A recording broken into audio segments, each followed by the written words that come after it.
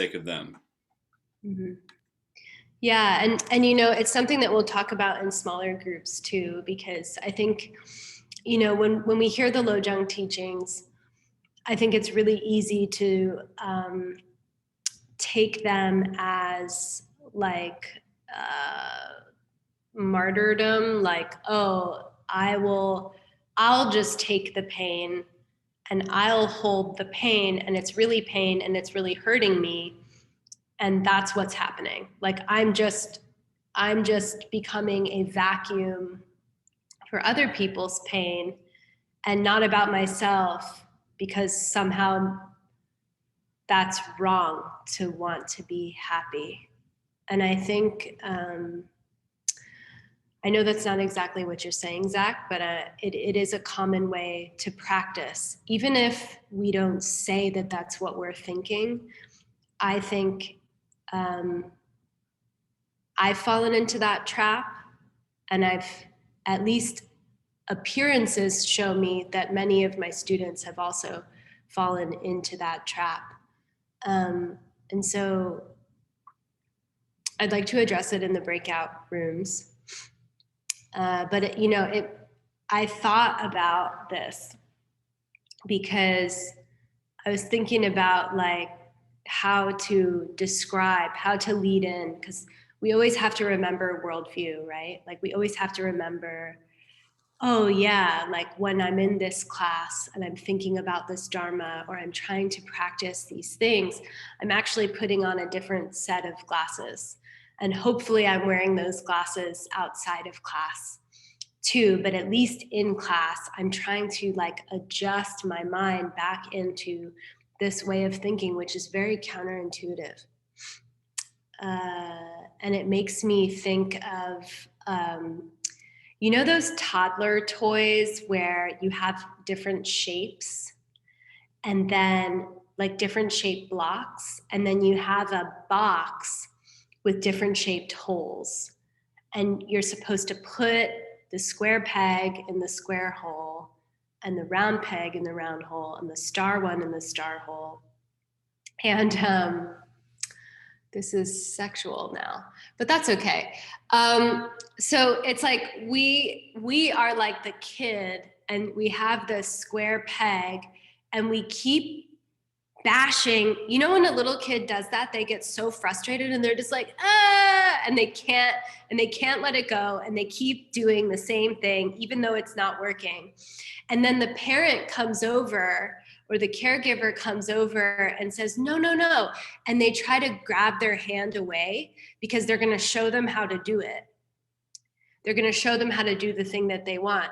But when they grab the hand away, the kid freaks out even more because the parent is doing, it's like, no, you're taking me away from that thing. And then the parent, the Buddha, is like, wait, no, but you were never going to get what you wanted that way. You thought you were, but really you were just jamming a square peg in a round hole, and I'm just lifting your hand for a moment so I can shift you over here so that you can actually make contact. I'm trying to adjust the way that the Buddha's like, the way that you've been doing it hasn't been working. You're just bashing yourself against this thing and you're crying. And then the Lojongs are like, let me show you how to do it right. Not right because God said so, or right because Rachel said so, right because it has a result. Remember, in Tibetan Buddhism, a good thing, goodness, is something that creates a positive experience for you. And badness, bad karma, is what hurts you. It's never like a thou shalt not type of thing. It's very practical. But the thou shalt nots actually function the same way, but that's okay. Square peg in a round hole. And the Lojongs radically shift. They're like the mom just taking your hand and going like this. And then the kid's a little bit startled, you know? If you were like me, you're like, don't touch my hand. And you start like punching your mom or something, right? When I'm young, not now.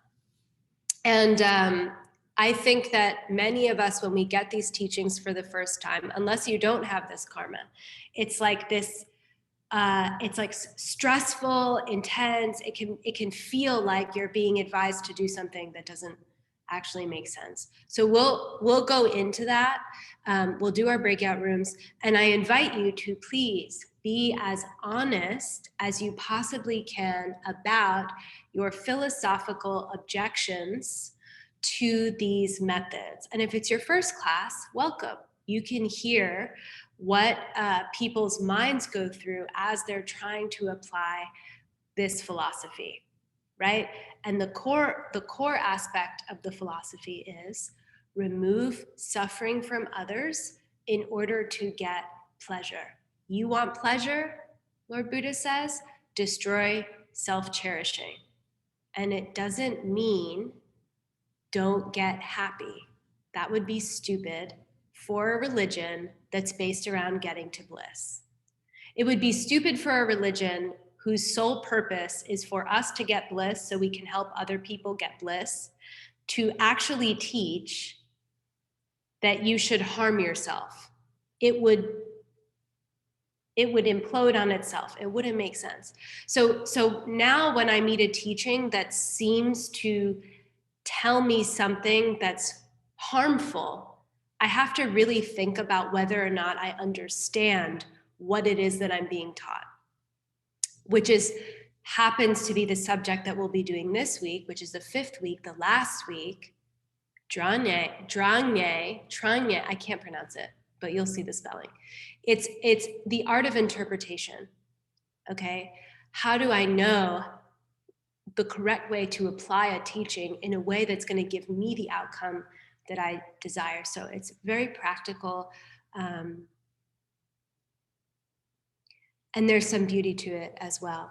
So we're going to go right into breakout rooms, then we're going to do the download. And we'll do just 10 minutes.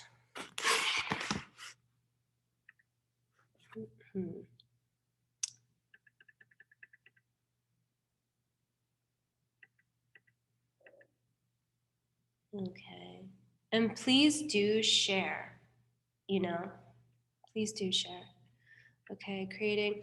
So if you're going to be leading a breakout room, just don't accept your invitation.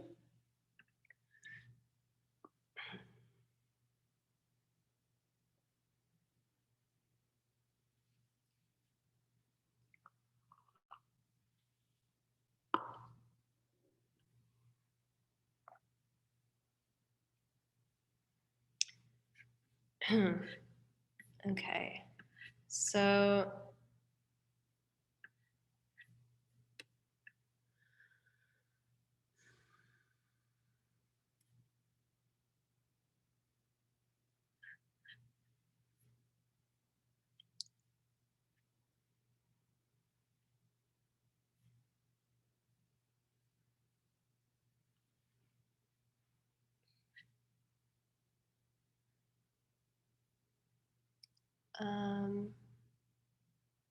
Maya, are you and Supriya gonna be?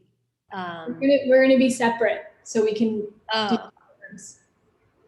Oh, okay. Well, I'm putting people together for rooms. Okay. Okay. Well, then you don't have to put us together. Then we're on different floors. Oh, okay.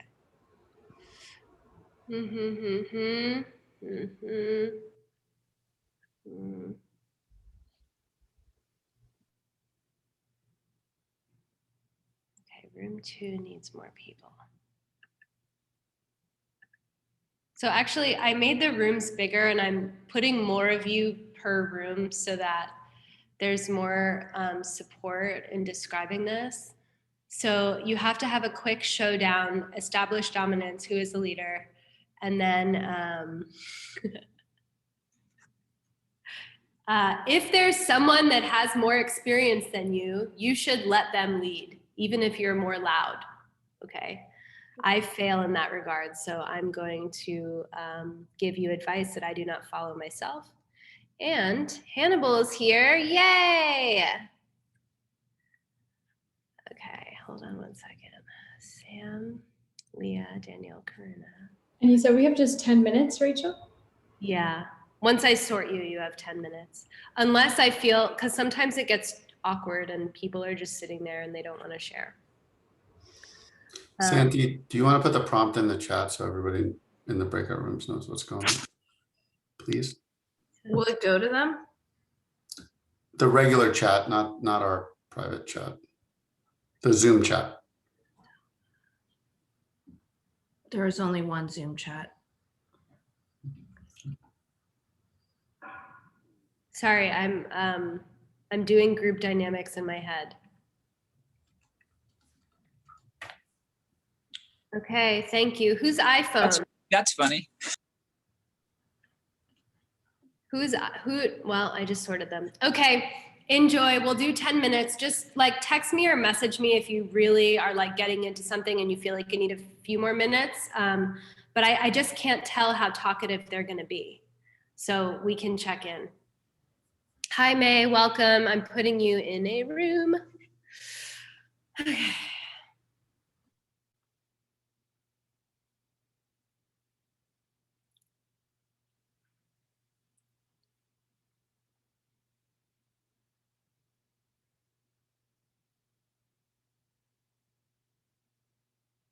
Did you all get your talking about how we were handling practicing Lojong.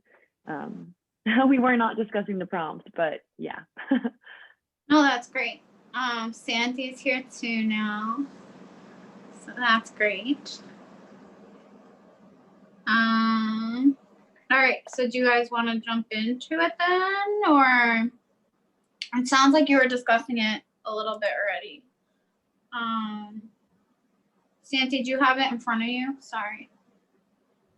Yeah, I think I was supposed to join another group, so sorry, I'm gonna bounce. But love you all. So good to see you. Wait, but I need the question. Oh, okay. So the prompt is following the Lojong teaching. Why is it that taking on the suffering of others creates bliss? Thank you.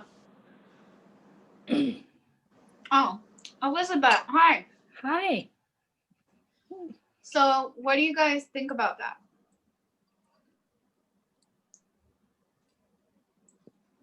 Sorry, you know what? I think I am supposed to be here. Yay. So I think the question is how a bodhisattva can transform something that's negative into something positive, like pain or suffering into something that is actually happiness or pleasant. So what is it that makes a bodhisattva be able to do that? I think that's basically the essence of the question, right? Exactly. Like, why does it eventually cause you bliss instead of more pain? I don't know if this is the wrong answer, but something about this question is making me think, is it because when you're at that point in your journey when you are completely and honestly ready to take on the suffering of everyone else, you are also at that point where you have completely realized that everyone else is you, like you are all technically the same thing. I don't know if that's correct or not, but that's kind of what I'm thinking / getting. And so even though you're not maybe physically like going to the hellish realms and feeling every person's pain at the same time, your mind already knows, or your consciousness already knows, like that's part of you and that's you. I don't know. I love what you just said, but I'll let others join. I love the part of like how you realize that they're part of you, because I think ultimately we will understand that. Yeah. Anything else? Anybody else? Well, we can realize that, I don't know if this mic's on. Yeah. What I see is that we can realize that suffering isn't self-existent in that moment. And so when we identify how can we get rid of the suffering and experience bliss, we see that both of those things can change pretty much in an instant, or urgent for a matter of fact, but that's if we decide to do that. Mm-hmm. And so when practicing the Lojong, you have, I guess, as we were discussing, like in the beginning of class, it's more so, it's something that it happens pretty instantly. I mean, it's a little bit different than karmic. I get karmic give and take, or yeah, it's a little bit slightly different from karma and emptiness in that way, where in those moments that we're experiencing whatever situation that's causing suffering, if we're able to take it on right away, it's not something that we'd see karma later on, but we'd stop suffering almost instantly. And then you can replace that with bliss by knowing that that's something that you're choosing to do. You're talking about purifying. Yeah, I guess. Yeah. I wish Yeah, I love what you guys, Dana and Xavier, I'm assuming that's how you say it. Yeah. Cool. I love what you guys said because you both really hit on the emptiness part of it, meaning that our emotions too are empty. So, do you guys remember the story of the king of Kalinka? Did we not discuss this? So in one of Lord Buddha's lives, he was with the king of Kalinka who was trying to torture him and was cutting off his fingers. But in that moment, he didn't experience any pain, right? Because he realized that it's just empty, that this was a karma that he had to face.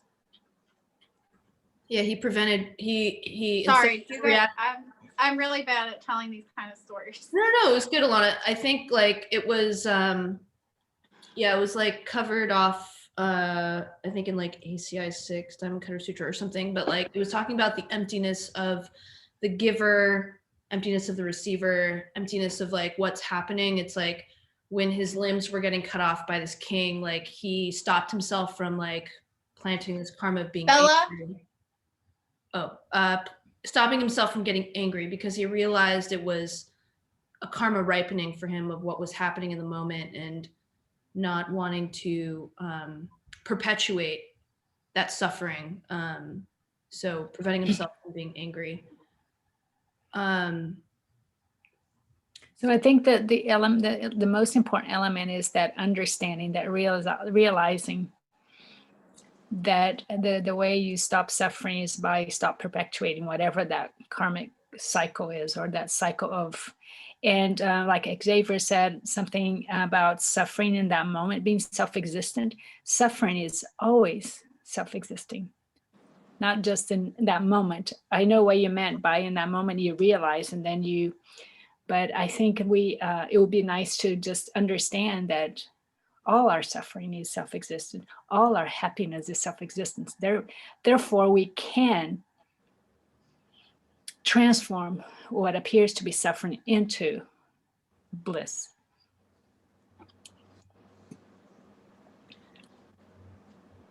The hard thing, I mean, I don't know, it's on my mind, like, is like when these situations arise, right? Like it's, we're trying to habituate, I think, and become more aware of our mind, like sort of like taking in the stimulus, which is like reading to us as like suffering, and like to be aware and like do the right action to not perpetuate that suffering. And it's hard in the moment to transform that thing that's appearing as suffering into bliss. It's like, I mean, I'm definitely not there yet where like in the moment someone's screaming at me and I'm like, this is so blissful, but I think that, it will take time where you sort of denature those stimulus that causes that sort of reaction for you to plant the karma of like creating more suffering. And I think, in terms of like these Tonglen teachings, whether it's our own suffering that we're kind of like going through, right? Or the ones that we see others going through, like our family and friends, or like people we share things in common with. You know, this sort of prompt of asking, like, when we take on the suffering of others, how does that turn into bliss? And I think with the motivation that we have of bodhicitta, of like, hey, you know, I'm trying to train my mind to be aware of karma and emptiness for myself. And others, they may not follow the same things that I follow or believe in the same things I believe, but you know, from this motivation that I have, I'm going to turn these obstacles and challenges into opportunities where I can practice, where I can start to transform the thing that appears as suffering to me into something that is the opportunity to teach me, to like, for it to, for me to see the wisdom in it, with that motivation of love and compassion for others, where you start to denature that sort of appearance. You know, I know this is an illusion. I know this is just an appearance, and I can try to find like sort of the deeper wisdom within the obstacle that's showing up, and see that it's wisdom, you know, disguised, and plant something that would lead me to bliss. Sorry if that doesn't make sense. Yeah, makes sense. Who else? Yeah.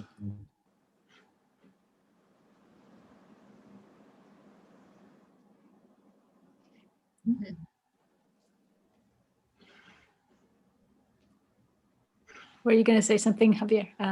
Xavier? Or Javier? I had something on my mind. Does it look like it?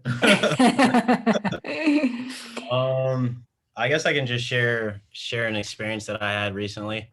So I was just inside of my studio, and I was practicing guitar, and then one of my friends, he comes in, and he pretty frequently comes in and just like randomly, hey, like, can we record? And past couple of days, I've said yes, but he wasn't really mindful of my time, and that might have been more so like a lack of communication. But rather, after the class and like being able to identify like how I am feeling in that situation, I think it must have been like 2 days ago. He asked, hey, like, can we record? And first I felt it like physically. I felt like physically hot, like that's something that I don't want to do because I already know the result of it. I already know like I just don't like where this is going. Like it's going to take up the rest of my afternoon. But physically I felt it, became more aware, and was just like, I can actually enjoy doing this for the next 2 hours or whatever it is. I don't actually have to be annoyed during the entire process, because while I was doing that, it took away all enjoyment. While doing anything, while taking care of the music or while producing, I just felt like I was suffering, which isn't normal for myself. But instead, during that time, I just changed my mindset and just kind of understood like, well, I could think of this in a negative way and just say, hey, like he's bothering me again, or we can just do this thing and have fun because it's another human who wants to enjoy their time, you know? And he isn't looking at it as like, hey, can I record with you because I just want to waste your time? He's doing it because it's something that he actually loves to do, you know? I have a question for you though. Like, where do you think being mindful of someone else's time comes from? Because this is something I struggled with a lot. Like, I'll be honest, like I'm late to stuff. I, lose myself when I'm doing something, and then I get distracted or whatever. And then I have to sit and ask myself, like, when I'm sitting there and someone else is late, well, why are they late? Oh, because I was late to that other thing. That's that's definitely like the karma of it. I was speaking with an old man just yesterday or last night, and he told me like, when it comes down to time, it's something we identify with rather than it's something that can be identified. And he said, if I'm hanging out with you, you're 27, I'm going to be 25. And this is an 80-year-old guy telling me this. He's like, if I'm hanging out with you, I'm going to be 25. If I'm with this 50-year-old woman, I'm going to be 49. And if you get mad at me, I'm going to be 24 years old. Right. So it's the idea that, like, I guess looking out at time. So when I said, oh, like, you're wasting my time, I saw it as, man, like you're taking up my time, when really, if I looked at it as like, oh, this time that we're about to share is going to be good, that could have had like all the difference. Yeah. Completely Right. shifts the experience. Mhm.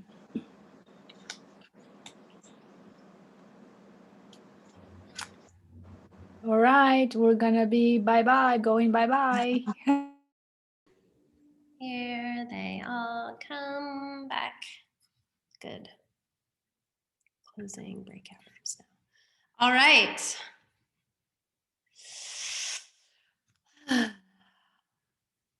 Let's talk about one or two. Was anything left unresolved? Breakout room leaders and attendees, feel free equally to contribute to this. Sarah, you want to add something? Oh, I'm not sure I necessarily need to add anything. I was just saying we kind of got into something, but it would be a longer conversation just about karma and the results of that. So I was just showing you, like, kind of, yes, we resolved a couple things. I don't know if we entirely resolved it, but do you want me to share? Sure, yeah. Just talking about how is it that entire populations of people could have an experience of suffering their entire life. And then one, how is that created? And two, what do you do? Is this the Lojong practice for it? Like, how would you apply that? There are so many practices to relieve the suffering of groups of beings. And Lojong is one of them that we're being offered, you know? Yes, of course, there's groups of beings who share unique sufferings or share unique privileges. I mean, and you know, I think we think about humans a lot, and we should. Humans are really important. But the moment you said that, I had this moment. So I was vegan for a really, really long time. And so I spent a lot of time thinking about how there's just like groups of animals that just spend their life crushed under each other's bodies, bloated on chemicals and terrible food, often ground up parts of each other. And then they're murdered, and then we eat them. And that's a reality. And I'm not saying it like poor animals or that animals are more important than the groups of humans that are suffering. Because in Buddhism, we're thinking about the mind and the experience that the mind is forced to endure because of past karma.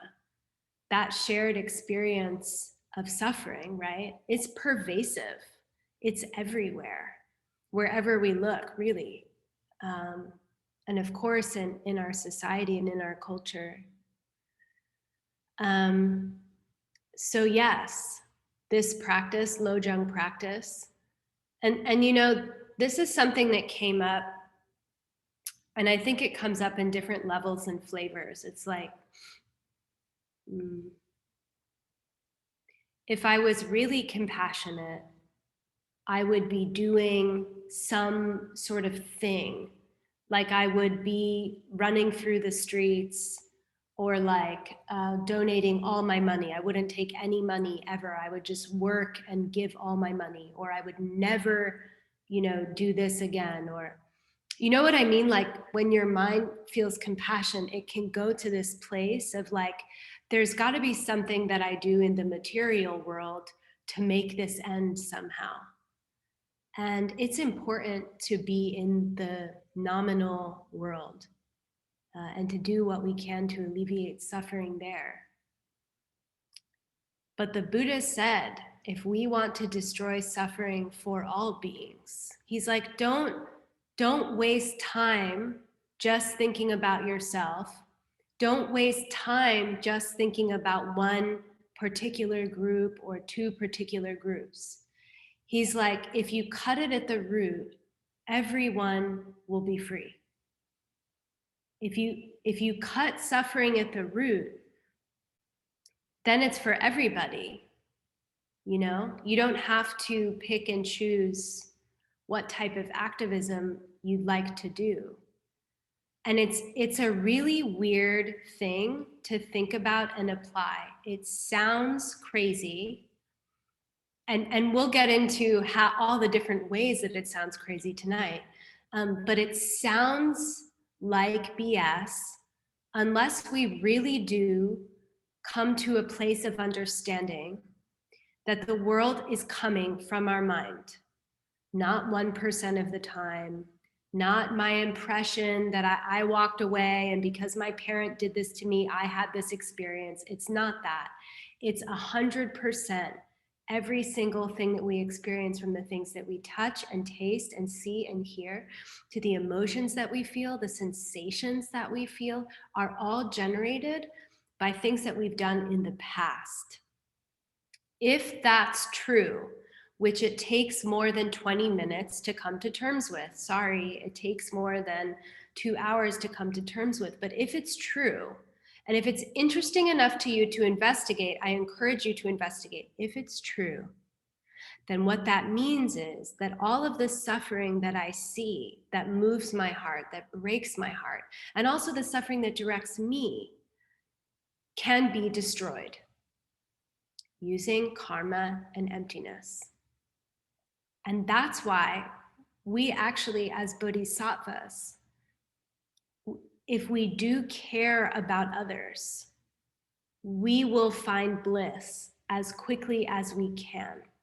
Because if we can figure out how to achieve enlightenment for the sake of all beings, right? Bodhicitta, the desire to achieve enlightenment for the sake of all beings. If we actually get there, then we can help everyone. You know, it's like I'm trying to describe how to fly an airplane right now. I'm just like reading the manual at you. Don't you want to hear from Zach, who actually flies airplanes? I have to stop talking about Zach so much if Sydney's here. But I started talking about airplanes and then you were there, and I know that you fly airplanes. You get what I'm saying, right? If you are moved, do things in the world. We have a responsibility to. We can't pretend that things aren't happening, but equally and with intensity, with strong motivation, try to figure out where the it comes from. It's like what Lord Buddha did, you know? If you like the Buddha, forget about what Rachel's saying. If you like the Buddha at a certain point, when he left the palace that he grew up in, he saw all these different types of suffering when he left the palace grounds. And we know this, right? Death is like hidden away from us in society. He went out, he saw like old, disfigured, sick, suffering, dying people, right? And he went on his path to go, that spurred him to find a practice. And when he had found and tried all of the self-existent practices, breathe through this nostril for 50 hours, clean your nose out with string, clean your ass out with string, meditate on a fucking sound at a certain location in your body. And he said, starve yourself, you know, prove to yourself that you can live without food. He said, you know what, F this. And he went and sat under a tree and said, I'm not getting out of this meditation until I figure out what is wrong with this world. That's it. And that's what we'll do if we really have that compassion, and that compassion meets the understanding of how this path actually works. okay? And it takes time. So please, please, please, I beg you, please be patient with the concepts. If you're here, you have an attraction for it, see how this class sort of works with how you're looking at karma, okay?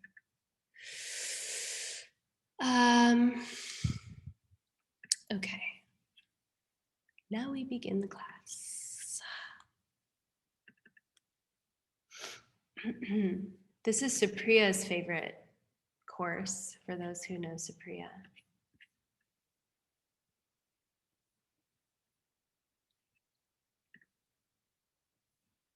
Oh, you know what? Hold on. I don't want to do that because I want to make your faces bigger first.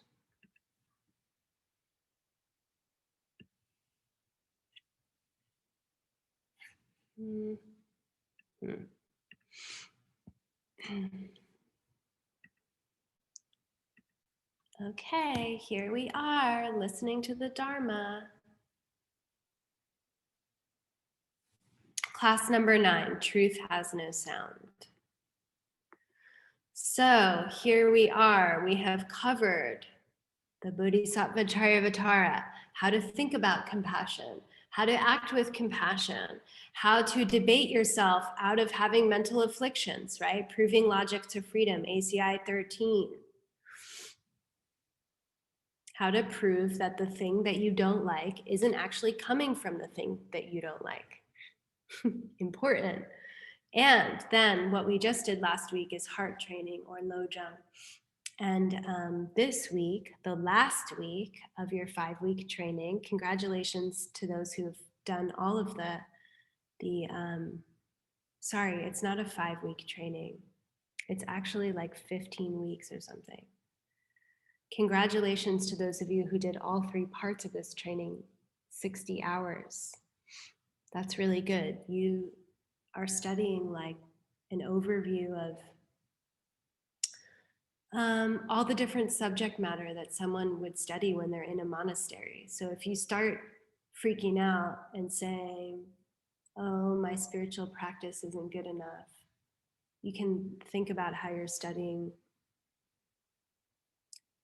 really good stuff. Okay, that wasn't profound, but I'll get there. Just give me a minute. Okay, don't waste your time. Please don't waste your time. And actually, don't waste my time. Don't waste your time. Don't waste my time.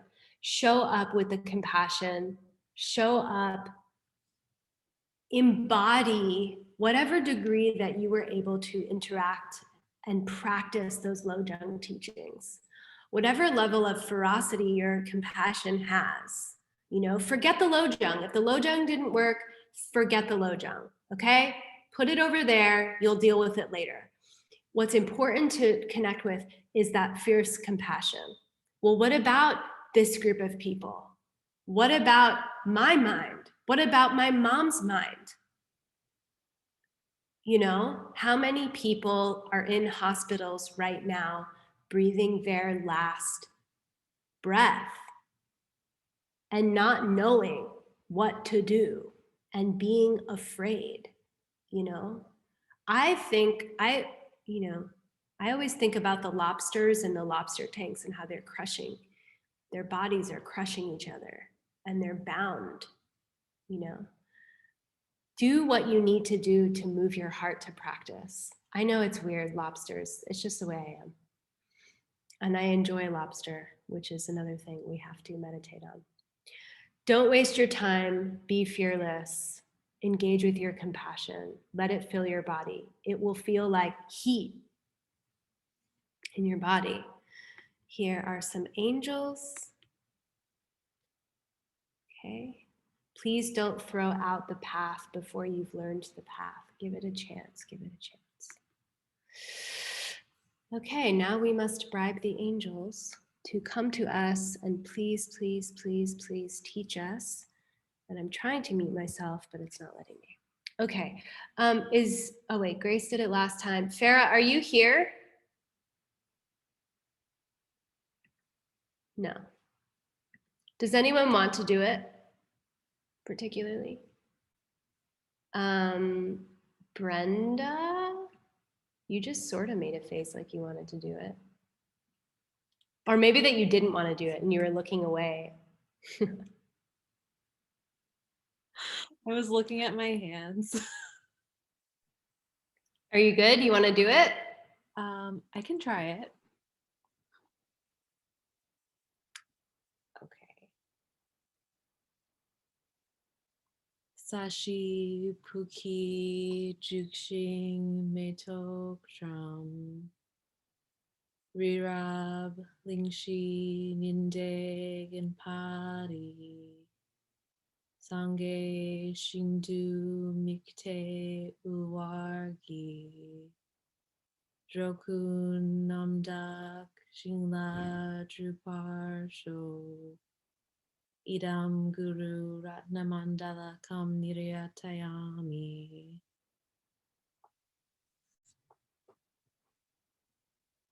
Sange Chudang Sokshi Choknam La Janchu Bardu Dakni Gabsuchi Daki Chenyen Kipe Sunam Ki Drola Penshir Sange Druparsho Sange Chudang Sokshi Choknam La Janchu Bardu Dakni Gabsuchi Daki Chenyen Gipe Sunam Ki Drola Penshir Sange Druparsho Sange Chudang Sokshi Choknam La Janchu Bardu Dakni Gabsuchi Daki Chenyen Kipe Sunam Ki Drola Penshir Sange Druparsho. Thank you. Okay. Oh. Okay. So we said, please, Buddhas, I'm offering you everything I have, everything I can imagine. Imaginary offerings are really good too. And I will give you a perfect world if you teach me how to create one.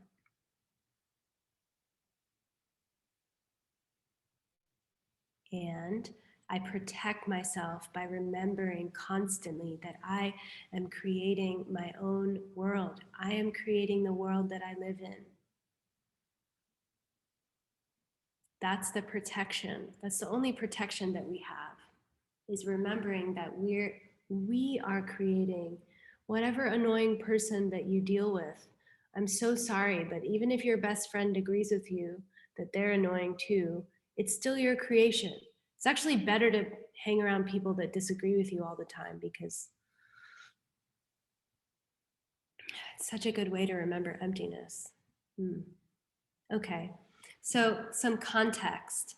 Virtuous practices, they're in like every tradition, right? I mean, almost every teaching, like I'm not a world religions person, but I've heard enough about other spiritual practices and religious practices to know that they all include kindness. They all include some form of meditation or prayer, morality, discipline, study the words of whichever prophet or teacher, take care of your community, things like this. They all have esoteric practices. Something that is unique about this particular teaching and the way that it's taught are the teachings on emptiness, which we're going to go deeper into tonight.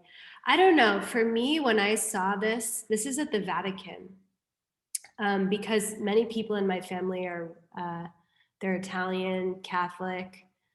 There's something that I have a strong association to, but I encourage you to sort of just Google image stuff. So these people are lying prostrate at the foot. They're like humbling themselves before God to receive their vows. And in Buddhism, when you get your vows, you like have to stand on one knee for like it's so long. It's like an hour or something. You're just like on one knee. And then if you look on the left-hand side, there's this practice. And if you ever come to Nepal with us, I'm sure they do it in India too, but you see it in Nepal, and you see it's also a Tibetan thing, where you have these like wood blocks on your hands, and you do a full body prostration on the ground. So you'll have like, it's like wood or like leather or something, I don't know, but it makes a clunky sound. And you throw your body on the ground. And for the yogis, it's kind of almost like a sun salutation type of thing. You go body, speech, and mind, and you lay your whole body down on the ground. I think it's really beautiful that there's a similarity. Anyway. We all know that being good is good, but then we have to study why and how. And so Chang'e is how to understand. It's actually a study in the monastic education. They teach you a bunch of stuff. They're like, this is the way the world works. These are the promises you should make to all the enlightened beings. This is how to fulfill those promises. This is how karma works. This is how emptiness works. This is how to turn your body into an angel. And then they're like, oh, by the way, this is how to interpret everything we've just taught you, because some of it was stuff that you should take our word for, and some of it is something that you should take as a metaphor. And we're going to teach you how to understand which way to apply which teaching. And this gets crazy. So we're going to learn about the different schools, like the larger debates, just one of them mainly. But, you know, in every religion, it's kind of like that. Oh, no, he meant this. Oh, no, she meant that. Oh, well, we're going to go and we're going to do it slightly differently because that makes sense to us. In Buddhism, they're both correct. They're both correct. It's suitable for them. And we're going to look at how and why that's possible and how it functions. But the funny thing is that you're also going to learn this, and you're going to want to take it as a literal teaching, but the teaching on how to interpret teachings could also be a teaching that you have to interpret. Okay, I'm going to leave that there. So this is the text we'll be using. Question number 1, JTK, great-great-great-great-great-great-great-great-grandfather who hung out with Manjushri and wrote a bunch of scripture. Thankful for him. These are his dates, 1357 to 1419. And he wrote a text called The Essence of Eloquence, how to interpret what the Buddha meant. The first half of this text addresses a school called the mind-only school, which is not the school of thought that we're in. Then the second half of the text talks about the Madhyamika Prasangika school, which is the school of thought that we're being trained in, with the expectation that the tension between the two, the slight differences between the two, will help us get to a deeper understanding. So in Buddhism, they say, study what everyone says and figure out what mistakes you're making. It's not about them. And so that's why we're studying this. And the Buddha taught many, many, many different things. Some of them worked with each other and some of them conflicted. This is Jay Tsongkhapa. Okay, so I want to start, hold on, don't read it yet. I want to start with a quotation that to me embodies what it is that we're doing here. And I'd like someone to volunteer to read. And for those who are fast readers, just listen. Don't try to read the whole thing before the person's done. It might get confusing. So who wants to read? I'll read, Rachel. Oh, was that Anna? It's Carly. Oh, okay, Carly, because I saw it. Okay, Carly, go ahead. Jason Kappa again, sword. Yes.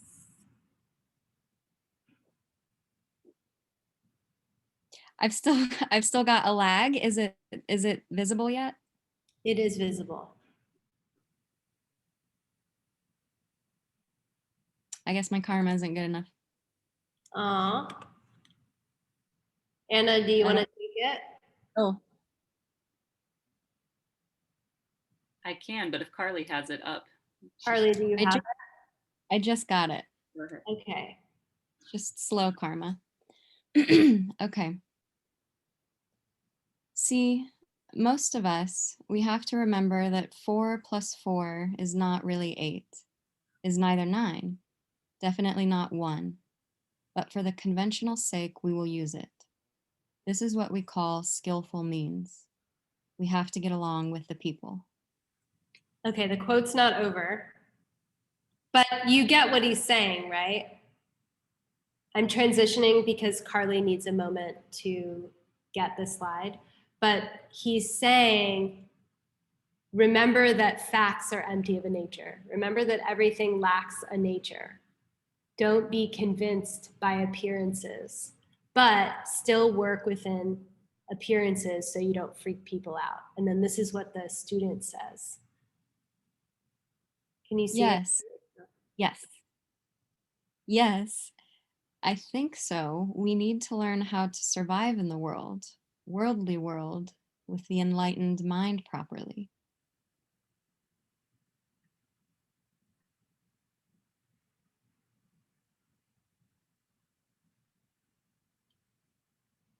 Of course. Yes. Chandrakirti has stated this a long time ago. Never ever should we destroy or refute what is conventionally accepted.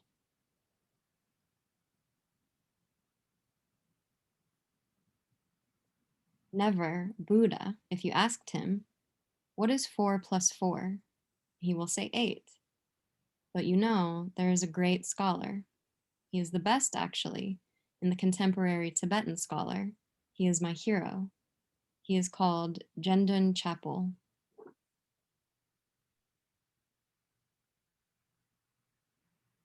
He is really good. He said, for instance, if a terrorist comes and points a gun at you and says, okay, lady, you have to say the wall is red, otherwise I am going to kill you. You will say it is red, even so you don't mean it.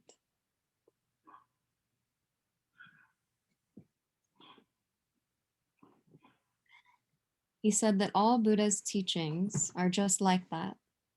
All sentient beings are coming with the gun of suffering, and then Buddha has to say all kind of things. This is blue. This is red. He is really good.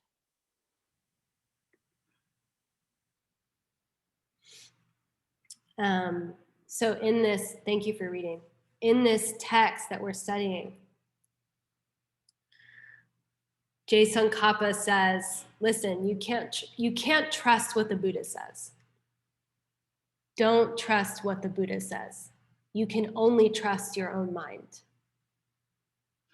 And this is like pretty radical. He's like,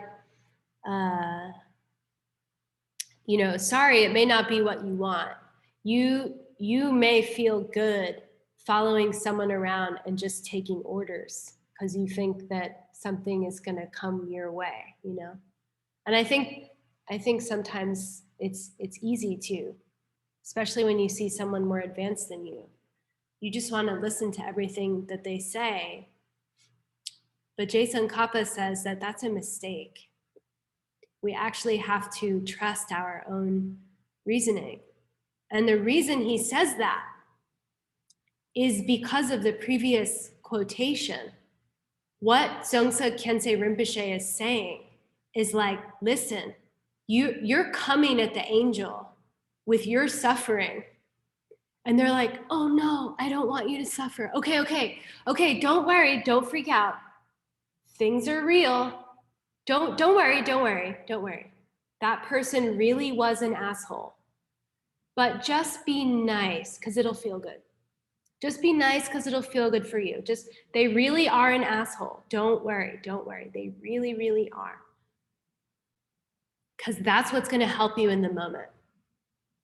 And then you have a student who can hear the teachings on emptiness. Hey, no. Hold on, you're creating them. Don't get angry, because you're just going to create more angry people, and have compassion for them. And you're like, okay, Buddha, that works for me. And then another student, same situation. No. Let the pain of the karma that you receive cut away the ignorance that keeps you locked in samsara, and do it as quickly as you possibly can. Cut down what keeps you in pain. Free your mothers. 3 different students, okay? And actually, it's much more nuanced than that, right? Because there's many different students. But the reality is that when Lord Buddha taught, he taught so many, and they conflict with each other. Some of his teachings conflict with each other.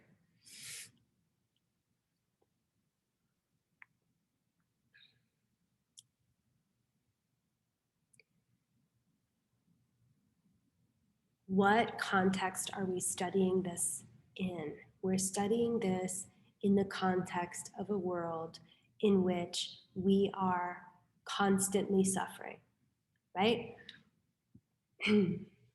It's not to be depressing, it's just the reason for Drangye is so that we can start to unwind these patterns. It's exhausting. Like, even if I get a good cup of tea, in a few minutes, it's not going to be satisfying. I don't want to keep going around trying to get more and more, and with the satisfaction leaking away. And then there's outright pain, which many of you are probably in.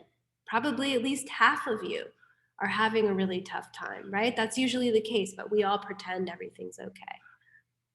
And the Buddha says, listen, your suffering is real, and I don't want you to have it. But you can't trust your impulses, because your impulses are what got you into this mess. So even if you listen to my teachings, me, Lord Buddha, even me, you can't trust how you're interpreting them, because you might be interpreting them wrong. What's wrong? What's bad? Only ever things that will harm you in the future. It's not to say, hey, you're stupid. It's saying, hey, don't hurt yourself. And so that's why we have this teaching of Drangye. And I want to, I'll qualify it before I go into the test. So Lord Buddha famously said, I tried to create this video today, by the way, on Instagram, like numerous times, and it kept not posting. I think it's up there. But the Buddha famously said, kill your parents.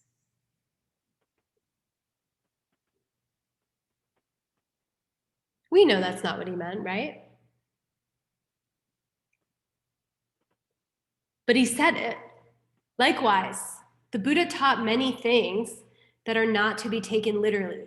You could see, I mean, that's just an obvious one, but you can see how it would be very dangerous if a student did not understand. They had all this guru devotion, they really want to get out, and the Buddha's like, listen, if you really want to get enlightened, and they're like, yeah, Lord Buddha, and he's like, kill your parents. And then they go, you could see how that would be a little dangerous, right? I mean, probably no one did that. But there is a story where the Buddha was teaching his disciples, and he said, I think it was the Buddha, or it was some high lama, but I'm pretty sure it was the Buddha. And he has these 3 disciples. And he says, listen, if you really care about me, if you really love me, are you really devoted to me? They're like, yeah. And he's like, okay, go to the next town and rob the town and bring back all the gold. If you really care about me, you will do that. Imagine you're like sitting in front of like literally Like, I don't know if any of you have ever had the experience of like sitting in front of someone that you're absolutely certain is a divine angel, and they're like glowing and they're beautiful. Like the Buddha's sexy. The Buddha is hot and otherworldly and knows all the answers. They're more precious than a wish-giving gem. So is everyone else. It's another story. And they're glowing in front of you and you're like freaking out. Your energy is moving all crazy and they're like, go rob a bank. So anyway, 2 of the 3 students went to the town over and they stole all this gold and they came back and they're like, here, Buddha, oh, glorious Buddha, blah, blah, here's some stuff. And he says, I have only one student, the student who stayed, who understood that the Buddha would never do that. The Buddha would never say that. The Buddha would want you to keep your samaya. Okay, and now we're going to go into more subtle teachings, how to know what the Buddha meant when he taught emptiness and how to reason that out. Okay, so we talked about that. And there's 3 basic tests. Also, the questions are way out of order because I'm trying to put the content in an order that's a bit more digestible. So the 3 tests of any teaching are as follows. So whenever you get a piece of gold in ancient India, and I'm sure in other locations and times, there's 3 ways to test if it's actually real gold. And the context here, right, being that you have an entire property with livestock that's your home and you want to sell it and someone gives you a rock, you want to make sure that rock is gold because that's your whole life. So you're going to test it. You would burn it, cut it, and then sort of file it against a certain touchstone that will show you whether or not it's real gold. So these are 3 tests that you want to do to see if gold is pure. This is also a metaphor for the way to see if we're interpreting the Buddha's teachings correctly. So burning it is comparing it, it's your direct experience. If you're sitting outside, the sky is like a brilliant blue, and the Buddha is sitting there saying, the sky is red, you know directly that there must be some other type of teaching going on. Okay, so does it hold up to my direct experience? Cutting it, deductive reasoning. Can I use my own logic about this teaching to see whether or not it makes sense? Does it make sense to me that effects are produced by a similar cause? Like, does it make sense to me? Do the laws of karma like sort of make sense to me? Does it make sense that like produces like? Using my reasoning there, okay? And then the third one is, it's whether or not the person is someone who you see as infallible, which only a few of us have the karma to have beings who really appear to us that way. But if you're sitting in front of someone who you know is a Buddha, not just that you think is a Buddha sometimes, but that you absolutely know is an enlightened being and they've revealed themselves to you as such, anything they say to you, you're like, okay, yeah, I'll do it. You want me to fly into the air with you and like go chill on a mountaintop? I'll do it. Here, take all my money, take all my everything. For those of us who do not have that lived experience, the first 2, we'll have to cut it. Does it make sense now? Does it make sense with my logic? And obviously, this is something that we can apply to any teaching, not just a Buddhist teaching. Okay, so the Buddha says weird stuff sometimes. Remember, I am here in appearances. Can't see the deeper realities. Do you remember this diagram? I'm in Nungyur, the world of appearances. I don't see Kokyur, emptiness, and Shintu Kokyur, the workings of karma. But the Buddha sees all 3. So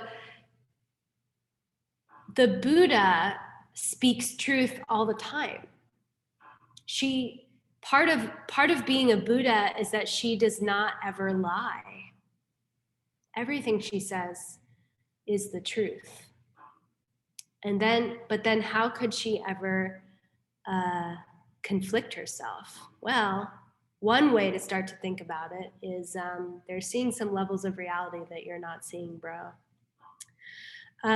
Also, like, you can think of it like going to a surprise party with your friend, and like you're the one that's being surprised, and they're like next to you and they're saying, oh, we can't go home yet. And you're like, why are they being so weird? Oh, no, we have to go over here. We have to go over here. We have to go over here. No, don't open the door. No, don't check your phone. No. You know what I mean? And then you're like kind of like guiding around. Like we've either been in one or the other situation. And then you get there and it's revealed to you. And you understand why they were doing all that weird stuff. It's like the Buddha. They're doing all this weird stuff to try to get us into the surprise. It's like, no, Rachel, you can't go do this right now. You just come this way. Just shut up and go this way. Like, I promise you will like the freaking thing. Okay. Yes, okay, we're gonna do it. We'll do the turnings of the wheel in a moment. So there's a few ways when we look at a teaching, it's either literal or it's a metaphor, literal or figurative. And there's 3 ways in which it can be literal or figurative. Okay, can Maya Stackhouse, can you read, please? Literal versus figurative. A, on the level of expression, do the words a person speaks and their intended meaning match each other, literal or not, figurative? Can you give me an example of that one? Can you think of one? It's raining cats and dogs. Is it actually, are cats and dogs falling out of the sky? Wait, did you know that? Did you know that that was the example in my notes? No. Oh, okay. Karma. Cool. Next one. On the level of reality, do the way which an object appears to be and the way the object is matched. Wait, do the way which an object appears to be and the way the object match each other, literal or not, figurative? Right, so is the appearance matching the reality? If it is, it's literal. If the appearance is not matching the reality, then you could say that the relationship is figurative. Okay, third one. This is just terms and definitions that I'm giving to you because they're on the homework. We're not really going to apply it too deeply tonight. C, on the level of understanding, do we understand the 2 realities with an accurate state of perception, sadma or pramana, that sees what they are, literal? Or do we understand them with only an approximate understanding, I can't say that, I'll let you say it, that only has a rough understanding of what they are, figurative? Cool, so is it direct or is it approximate?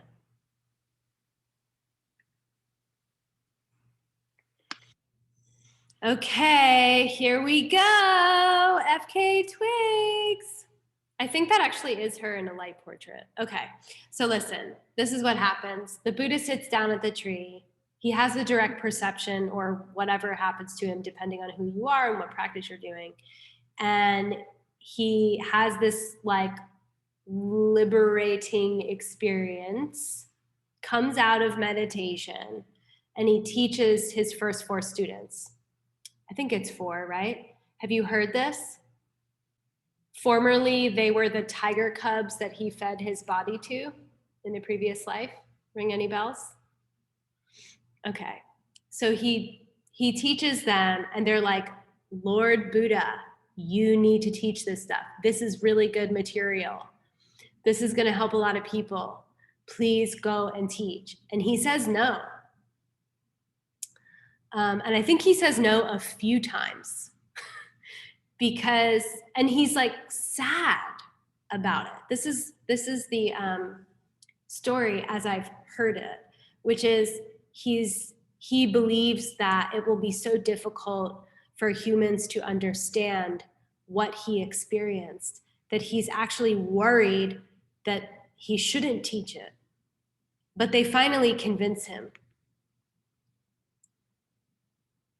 And so then there's the first turning of the wheel, and this will be familiar with for a lot of you. There's the first turning of the wheel. It's called the turning of the wheel in the Four Truths. It took place near Varanasi, and the disciples who accept and practice this turning are Theravadan practitioners.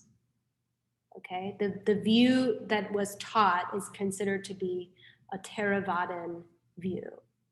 And the basic subject matter is the four Arya truths, sometimes mistranslated as the Four Noble Truths. Why are they called the four Arya truths?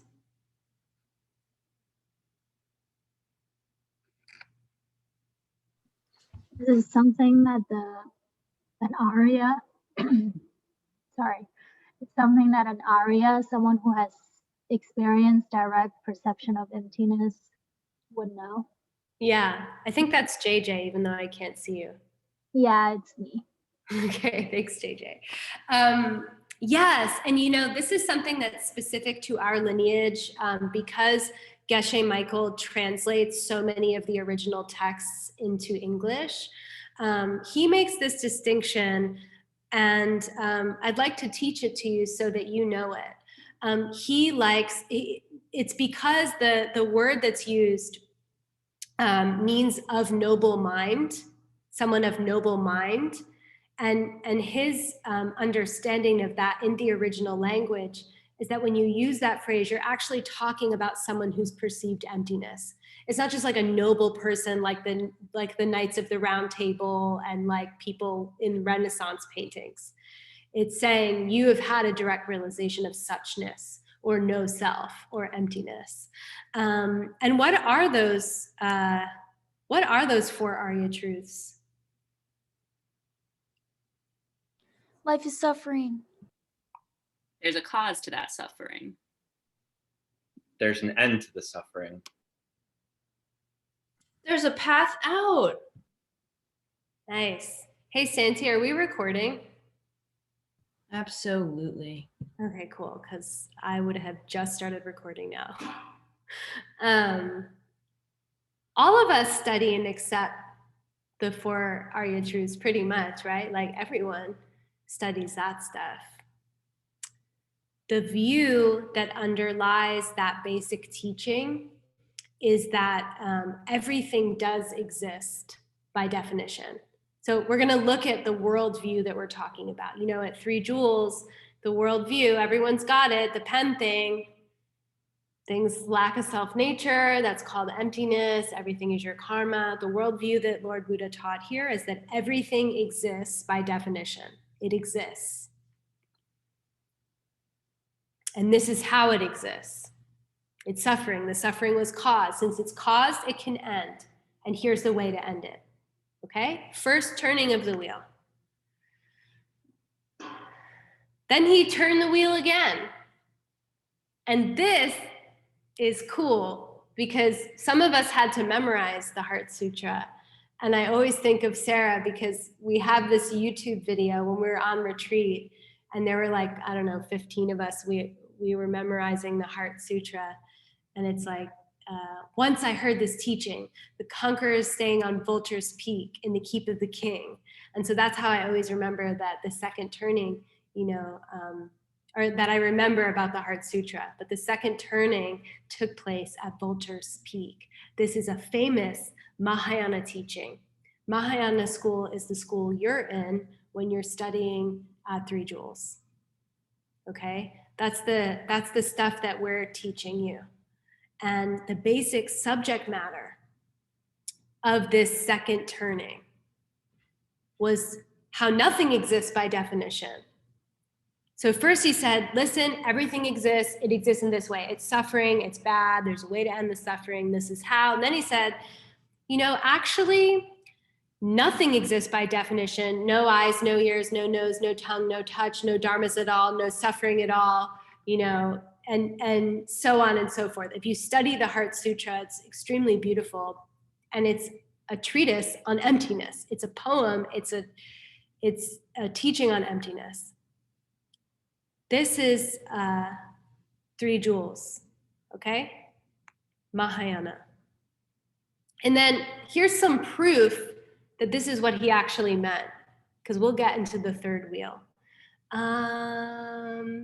Xavier, can you read this one?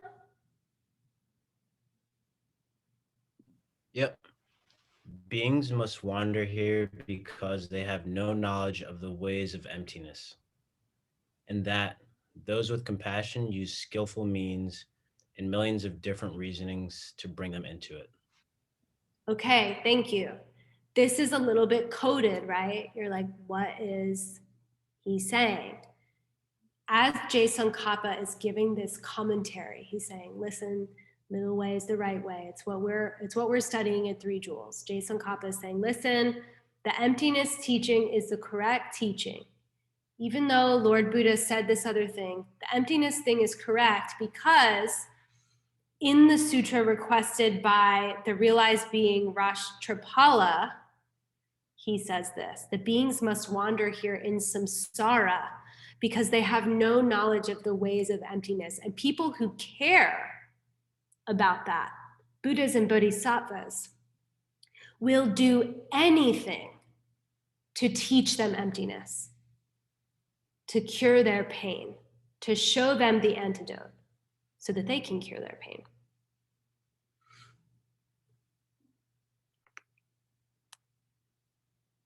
Then we get to the 3rd turning of the wheel. And this is called the turning of the wheel on fine distinctions. And you can write all of this stuff down. This is the answer to the question is quite long. This is what we're about to study, just a taste. And then on Thursday, we'll study a little bit more. And basically what happens is this. Oh, here, this is who we are. This is what we're studying. And basically there's this bodhisattva in the audience at some teaching. And he's like, excuse me, Lord Buddha, you said that things have a nature and that the nature is suffering and this is how it functions. And then you said that nothing exists by definition and that there's no worldly dharmas at all. What am I supposed to do with this information? Like, what am I supposed to think? And so then the Buddha says, okay, thank you for asking that question. Yeah, you know, I did mean the 1st and 2nd teaching. They are both true. Let's talk about the fine distinctions by which things don't exist, because some things exist by definition. You know, what I said at Sarnath is still true. Don't freak out. It's not that things don't exist. What I taught at Vulture's Peak was also true, but I was really talking about some things not existing by definition. And the fact that he goes into this fine distinction shows that he was making a clarification for his students who were misunderstanding the 2nd turning, according to this school. So first he says, things have a nature, life is suffering. Everyone's like, I can get on that train, Lord Buddha. And then he says, listen, nothing has a nature of its own. There's no eyes, no ears, no tongue, no touch, no beings to save, no worldly dharmas. And then some of his students heard that. They heard the pen thing. And they said, Lord Buddha, you have to tell me, like, the cylinder at least has a nature. Maybe it's not a pen, maybe it's a pen or a chew toy, but you have to tell me that at least it's plastic, self-existently. or at least it's a cylinder self-existently. You have to at least, like, come on, Lord Buddha, like you said things had existed by definition. Now you're saying they don't exist by definition. And so he said, oh, okay, let me clarify, because you're obviously not understanding. Let me clarify. Let me do the thing that Dzongsa Khyentse Rinpoche says at the beginning, right? What's happening? Buddha's trying to help bring their students' minds to a state of understanding in how they create their world so they can stop their suffering. So if they're misinterpreting a teaching and they're falling too far into nihilism, or they're falling too far into things definitely exist that way, he's going to clarify.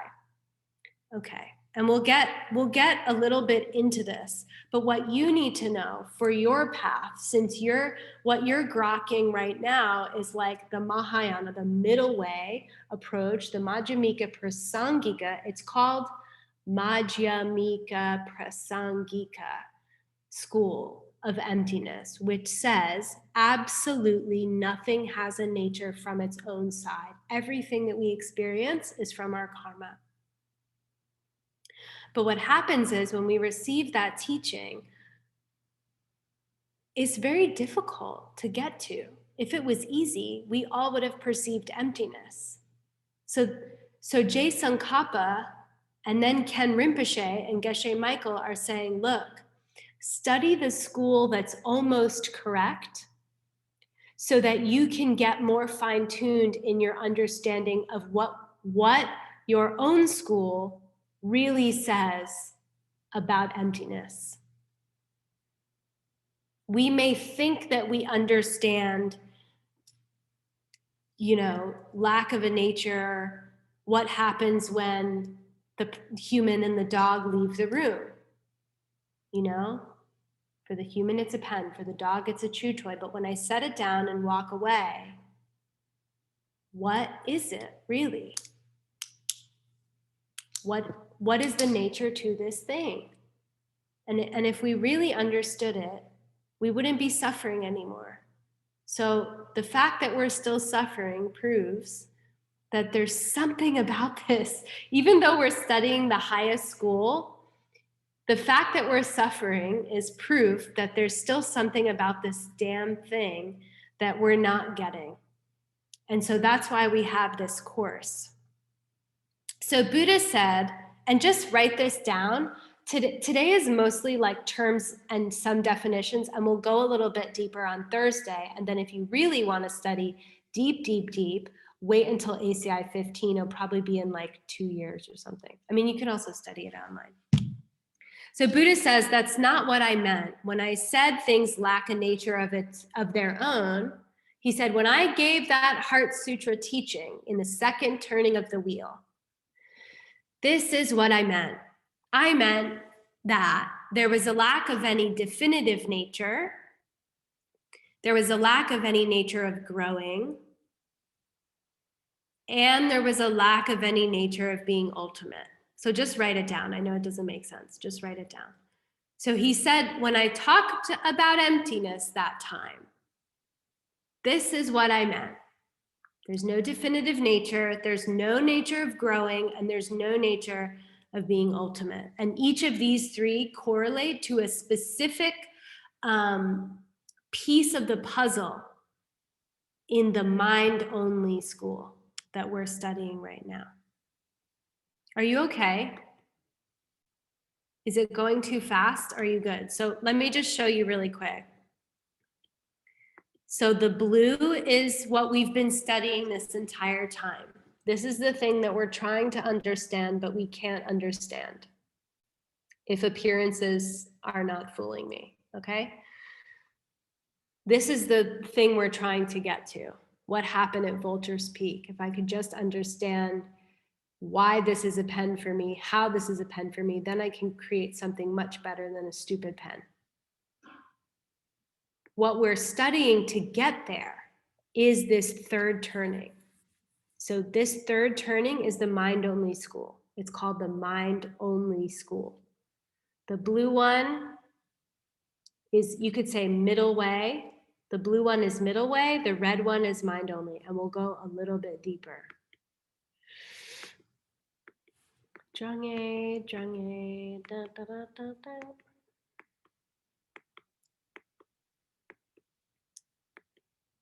Okay. All right. Buckle up. Here we go. All right.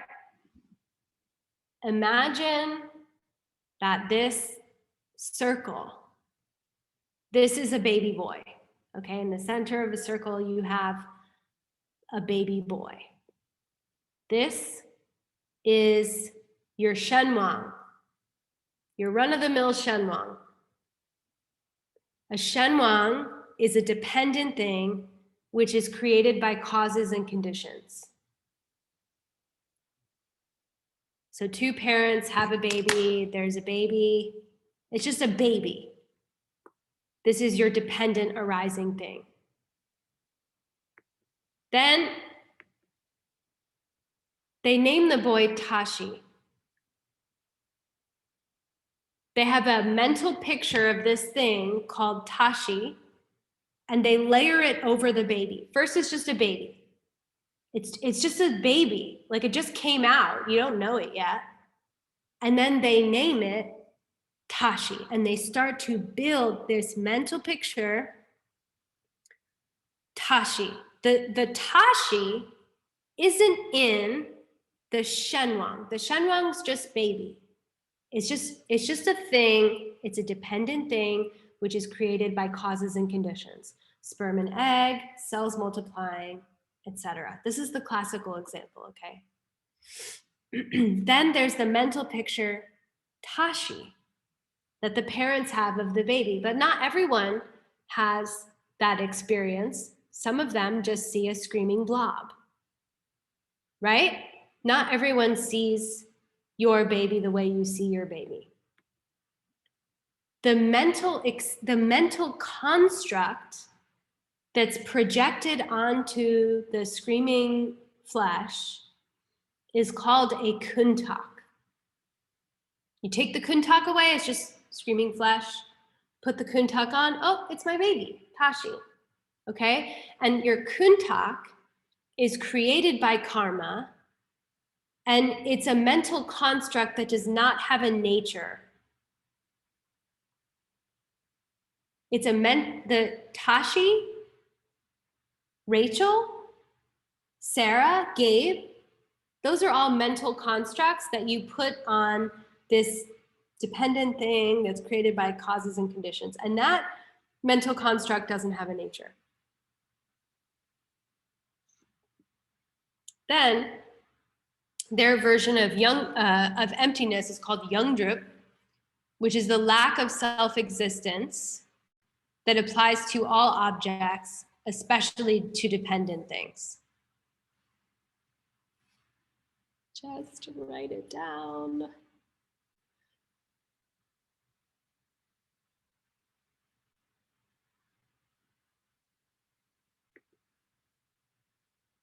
Okay.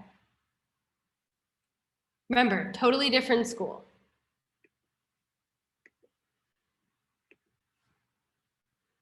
Okay, let's do some examples. I know this is riveting. I can tell from your faces. All right.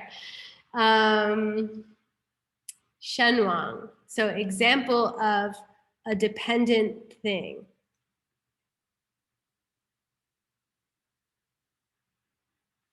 Why do I feel like this is wrong?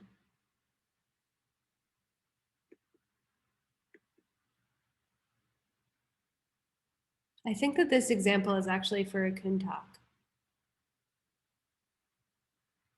Hold on, I'm going to check.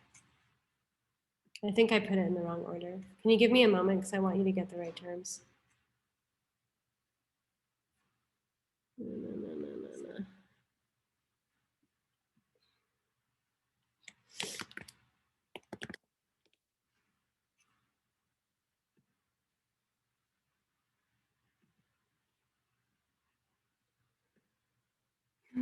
No. And just count down from 10 and then we'll be done. 10 as far as objects.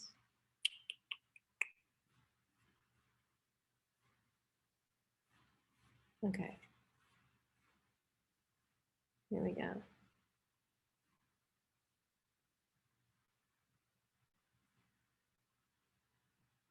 Yes, I am correct. All right. So the example,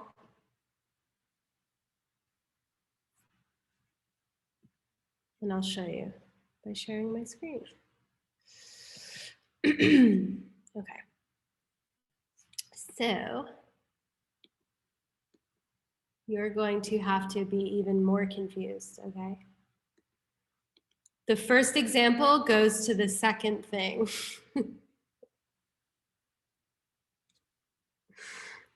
And the second example goes to the first thing. Okay, so we have these kuntaks. Let's do kuntak first. We have these kuntaks that we're projecting onto these shenwangs. I have a mental construct, I throw it on the baby, and then it becomes tashi. Okay, an example of that is like a flower in the sky. It's a figment of our mind. It exists as it does exist as a figment of the mind, but it's a figment of the mind. So the mental construct is just a thing of the mind. Okay? And then the dependent thing, the shenwang, the thing that I'm hurling my own projections onto, hurling my kuntaks onto, my constructs, is like a magic show. It doesn't appear to us that the pot, say we're working with pot, a shenwang of a pot, the dependent thing that was caused, and the projection of the pot, the kuntak, are from the same seed. So there's a karmic seed comes up in my mind, and it creates the shenwang and the kuntak. That is like a magic show, and that is an illusion. This is on your homework. That's why I'm teaching it to you. Okay.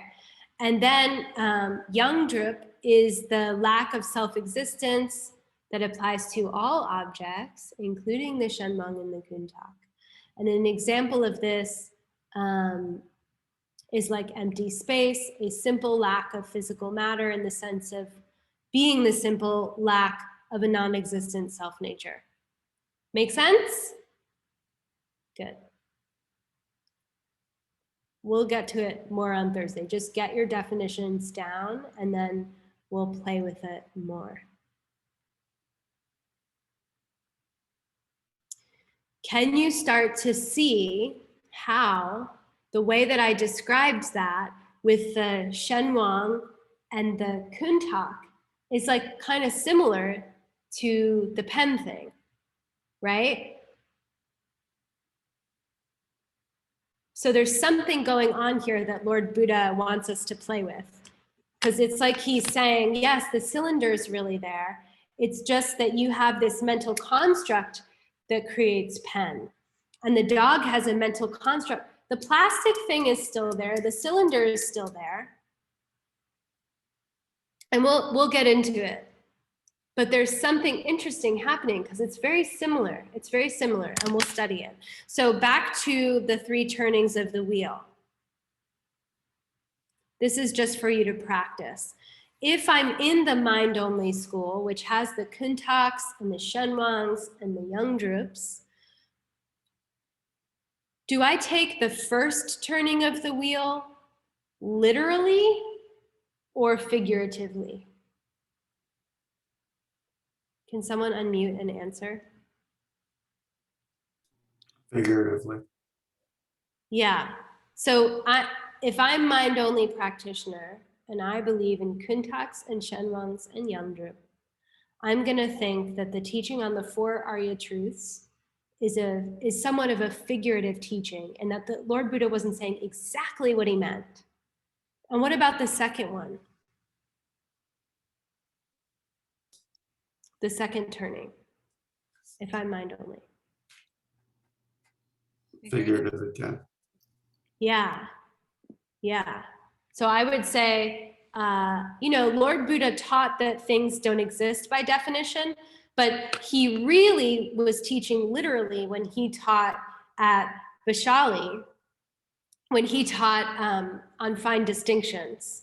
So when he taught that thing on emptiness, the total lack of a self-nature to things, he was going like a little far in the other direction. Really, he was only talking that a few things don't exist by definition. Okay, and then what about our school, the Madhyamika Prasangika school that we learn in the Asian Classics Institute? This is easy, right? The first turning.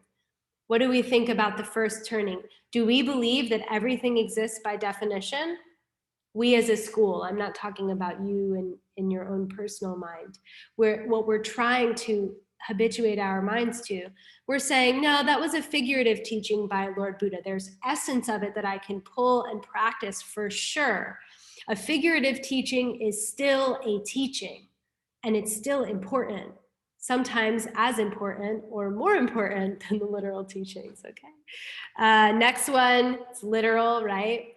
In the Middle Way school, we take the teachings on emptiness that are in the Heart Sutra literally, and then the third turning of the wheel is figurative. It's what I taught earlier. Oh, Lord Buddha taught it out of order. He was trying to help people who couldn't understand the second teaching get to understand the second teaching. That's why he taught mind only. That's why he taught mind only. So that's how we're interpreting this. Okay, and then there's a division between higher schools and lower schools. And again, this isn't a judgment. Why is it not a judgment? You never know what's in someone's mind.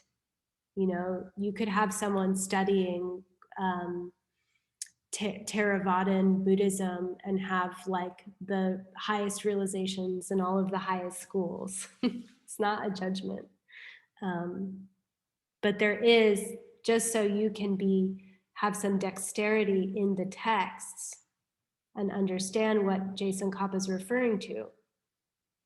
When we talk about a higher school, that includes the middle way, and it also includes mind only, the thing with the Kuntaks and the Shenwangs. When we talk about a lower school, we talk about the Abhidharma or the Sutrist schools who believe that things really do exist. Science would also fall into the purple category. Okay. This is another way to look at some different schools. This is a bit more complex. You don't need to know it. You might want to know it at some point, but here you can see where we fall all the way at the bottom. Okay, and middle way actually has 2 parts, which you'll study in ACI18, but we won't get to. In this particular course. And you can see mind only in the third thing.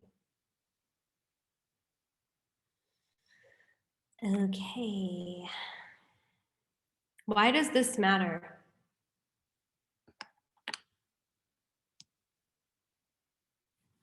Are you okay? Was this too much? Are you with me? Mind only, Shenwangs, Kuntaks, Yangdrup. Can you go back to the last slide for a second? I want to take a screen. Yeah, I want to take a screenshot of that. Yeah. Thank you. Yeah, so Geshe Michael and Ken Rinpoche, who conspired to bring this curriculum to us in creating the Asian Classics Institute, they put it in this order for a reason. From day one, if you've ever heard a Geshe Michael talk, ever, he always starts with the pen. It's always the stinking pen. He's always bringing us straight into Madhyamika Prasangika school. The cool thing about the pen teaching, which if you're a teacher at 3 Jewels, or if you ever want to train in this lineage, there's all these steps to it. It's not just a thing he says. And each of those steps actually covers all of the different ways of teaching emptiness. So it actually covers and includes all the different perspectives in one. And if you get to study it, or you do any of the deeper, more intensive trainings, they actually pull apart and say, oh yeah, this is where it fits in here, this is where it fits in there. So why is it, if he's already teaching us the correct thing, the highest thing, the best thing, if he's already teaching us that, why is he teaching us some other thing? He's trying to show us that if it was sexy to you, that there was a Shenwang and a Kuntak, like this, then there is some sort of, there's something a little bit missing in our understanding of this highest presentation of emptiness. It's really easy to fall into nihilism when we hear the higher teachings. Nothing has a self-nature. Oh, you mean nothing matters? Oh, you mean that nothing exists, so I can just do anything, right? Like, I can just go and harm people, harm myself. Oh, you're telling me to take on everyone's pain? Okay, so I'm gonna let someone beat the crap out of me because that's Lojong. And Buddha is saying, Geshe Michael is saying, no. Come back. Let's make sure that you understand what I'm teaching when I teach the pen thing. And the pen thing, the Prasangika view, is what all of the higher schools are built on. So Madhyamika Prasangika, you kind of max out in the Mahayana. But when you get to the Vajrayana teachings, it's all built on the Prasangika understanding of emptiness. And those are what allow the engine to run. That's what I'll say about that. Can I say something about that? Sure. I think that he's trying to get us to both to recognize when we're kind of slipping into mind only, to recognize that in ourselves, because even when we're studying the Madhyamika, we can, slip into other worldviews. Mm-hmm. So I think this helps us to recognize it in ourselves, and also when we're teaching others, to recognize it in others, to help people always level up. Thank you. So it is true. One of the ways to answer this question, which by the way is on your homework, if you're doing that, one of the ways is like the mind-only school is designed to help us to really understand emptiness. You really want to understand emptiness? Study this boring thing called Shenwangs and Kuntaks. Sorry. You really want to perceive emptiness, you have to study Shenwangs and Kuntaks and Yangdrup. And also this, when we finally land on emptiness, this is the basis for the next level of teachings. The second way to answer this, which to me is the most profound, is that you cannot tell, and I know we did this in the previous classes, but the point here is that you can never tell based on what someone says if they're actually giving you a teaching that's going to help you get to enlightenment.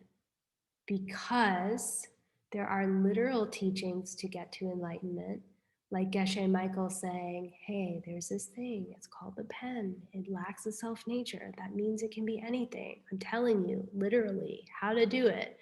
This is how. Take care of other people.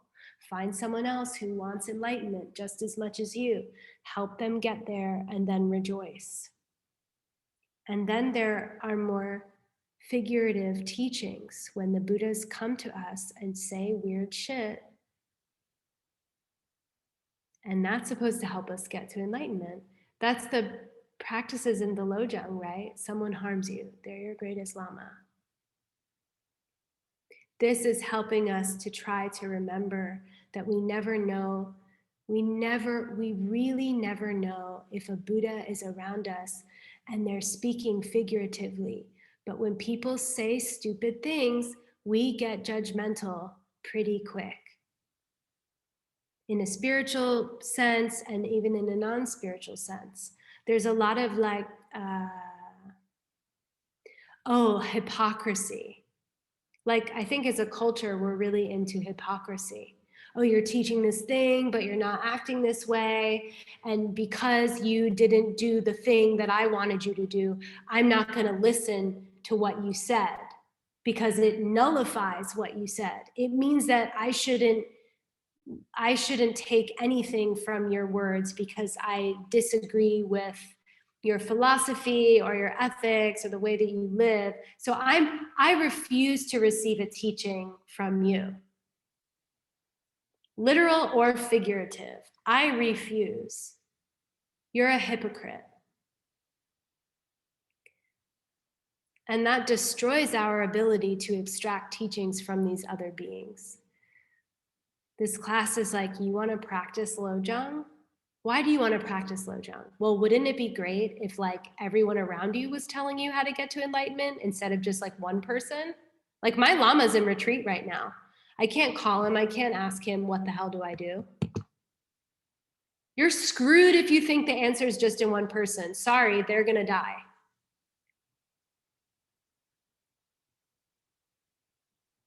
I remember like when I first started studying this stuff and I was hanging out with a bunch of Germans in Nepal, and this guy was like so depressed because his teacher died. And he was like, I don't know how I'm going to study. I don't know how I'm going to practice.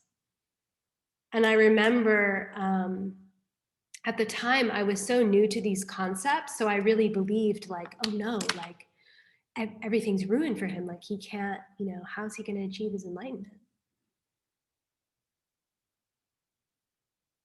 If we apply this practice the way that we're being asked to, you don't need them there to hear them. It doesn't matter if the person seems like some asshole. The teaching can still come through some asshole. And wouldn't it be great if it did? Because why would I not want to hear a teaching from someone? Wouldn't it be great if all the terrible people in my life and all the boring people in my life and all the okay but not great people in my life, everything that they said, no matter how boring or horrible or only okay they were, was for me, really, for you, really a divine message. That was the perfect message, designed for you, tailored for you to get you where you needed to go, but you just needed the interpreter of Drangye. Understand how to take the teaching.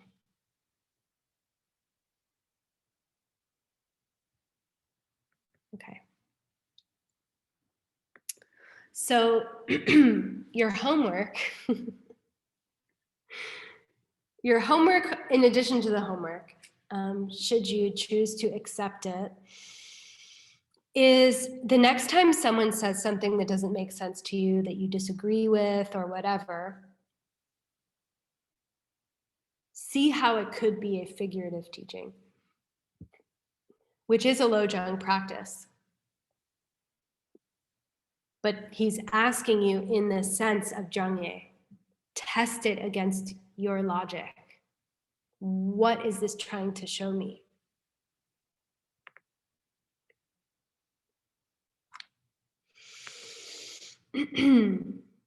Any questions?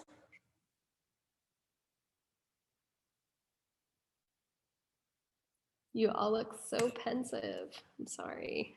Okay, I'm not sorry. I will not apologize for teaching you this. I have a question, Rachel. Yes.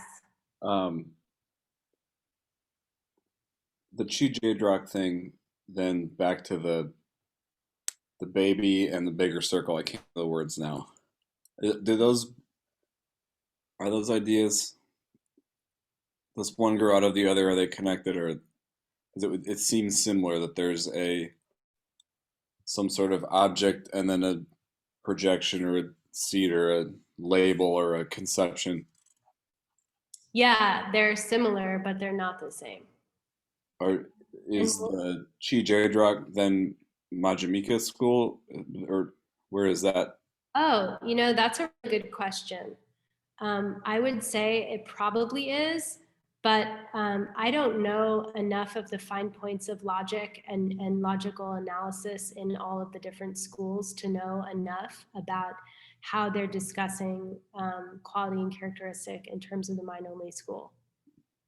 I think that when we present how the mind-only school works, it will be enough for you to sort of rectify, like it seems like there's something going on with a Dunchi and a Rikchi, right?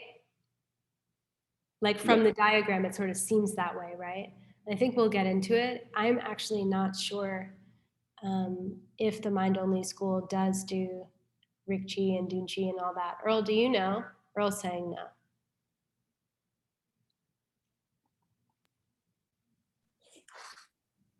Yeah, I think it takes a lot to understand the schools. And Chi Chedrak is Sautantrika. It's not really a mind-only thing. So when we talk about, is that a mind-only thing or is that a Prasangika thing? It's so easy to try to mix these schools and talk about terms that belong to one school as if they belong to a different school. And it's just a road, it's a very confusing road to walk down. We really need to, you can't talk about a Kuntak from Prasangika because they don't accept Kuntak, Shenwang, Yang group. So we really need to use the terms within the confines of the school. So in this case, no, it's not, they accept that presentation from the concept within the Sautrantika school, but they don't use it to describe their own school. You know what I mean? They use the three attributes. Does that make sense?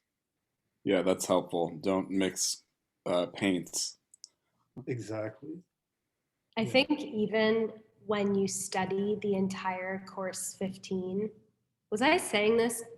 Who was I saying this to? I might have been saying this to Diego earlier tonight, but even when you study all of course 15, it's barely skimming the surface. And we're like, I mean, it's giving you enough. The way that the course curriculum is constructed, I think is so perfect in many ways. But when you get to see what Geshe Michael and his like translator crew are going through right now, which Earl knows a lot more than me, there's like deeper than you thought on each of these individual things. And so we'll work with a little bit on Thursday. But to me, more important, if my word means anything to you, okay, then you will take this literally. The most important thing that we can possibly do is practice what we do know as immediately as we possibly can. So what if I don't understand the Kuntak and the Shenwang thing? I have to go practice this Lojong that I think I sort of understand, find the gold, or see the Mizir Lama, or love everybody. So even if there's points that you don't understand, you can still practice Buddhism without understanding all of Buddhism. So I want to reassure you of that and invite you to please, if someone says something that is strange to you or that you really disagree, especially if it brings you into a state of affliction, take time between now and Thursday. Like I heard a couple of you talking about moments where you were trying to practice your Lojongs. When that comes up, try to apply the teachings from tonight. How is this like a metaphor or a figurative way of leading me out of suffering? And that inquisitiveness, I think, is extremely, extremely valuable in the practice. And it's a very beautiful state of mind to be in. So Sarah's going to have to explain this to you again for the Monday night meditation so that you can do the meditation. I'm going to show you what the meditation is for this class. And, oh, wait, am I sharing it? Can you see it? You can. Okay. Oh, I didn't I didn't copy and paste the whole thing, but it's basically saying meditate on advices that you've gotten from lamas and the like that you have trouble rectifying. So like your teacher or like someone says something to you, and then decide whether or not they want you to literally do what they're saying or figuratively. That is the teaching. So let's dedicate, and then if you have any questions, we can go into that.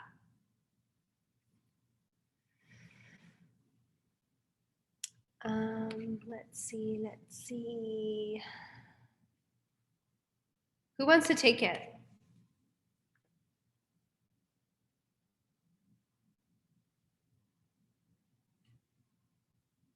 Hold on, I see someone, but I don't know their name, so I'm gonna check. Where did you go?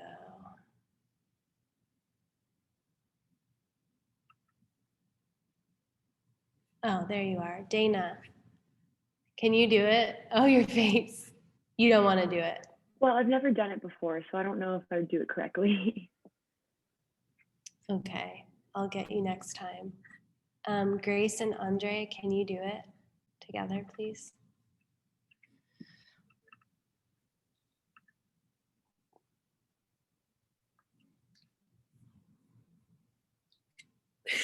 All right.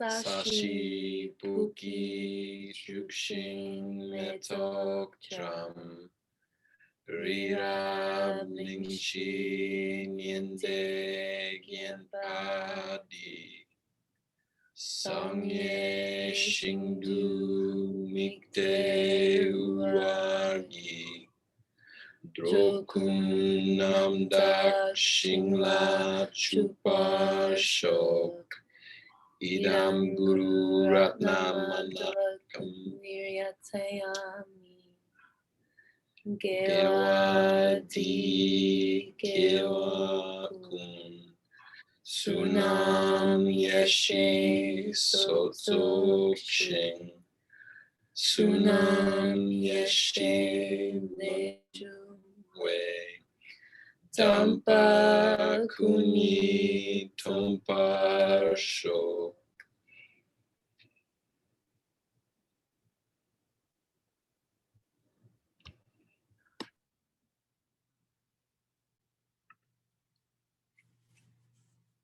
Cool. Thank you all so much for coming and studying and thinking about this stuff. The camera's not working. Oh, here I am. It's good. Feel good, please. Feel good.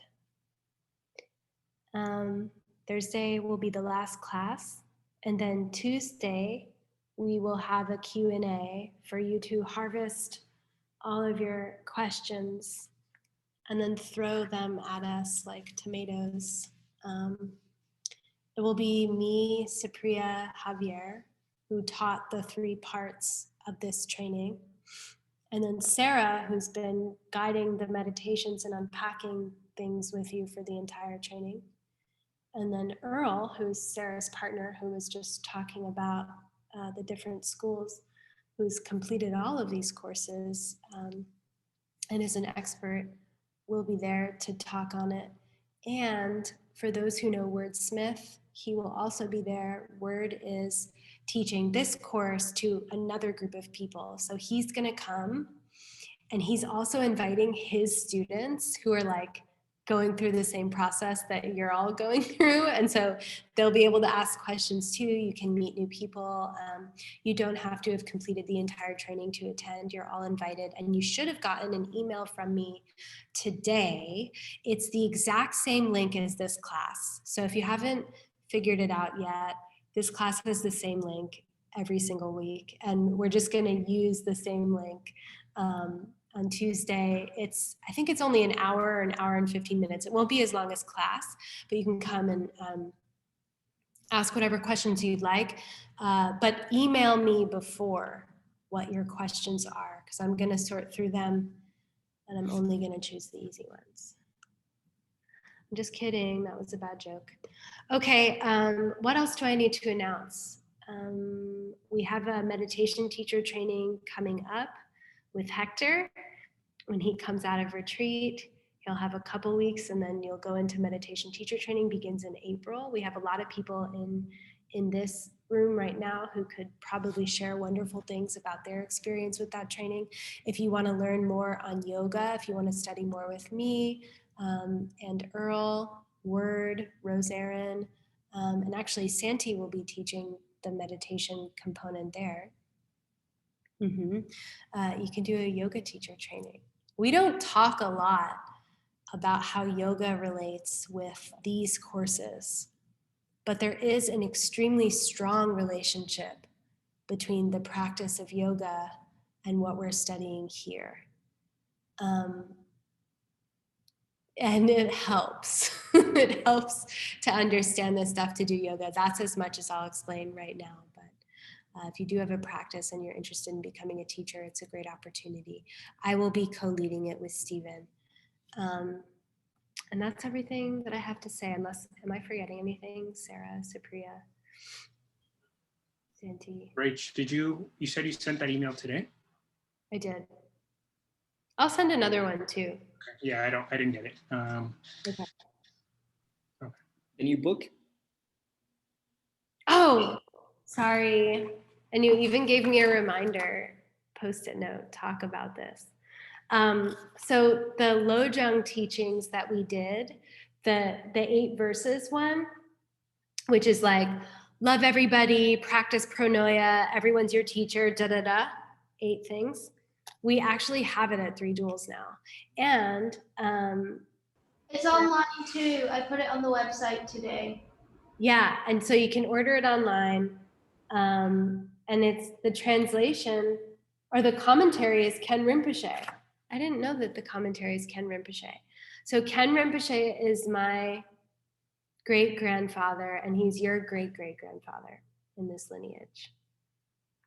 Okay? He's an incredible teacher. So if you're interested, and I just like to buy the books so that they're in my house because it feels right to have them there. You know, after you study something, it's just, anyway, some of you will see my library. Thank you. It's my pleasure. I hope it worked for you, and I'll see you on Thursday, and then we'll celebrate on Tuesday. Okay?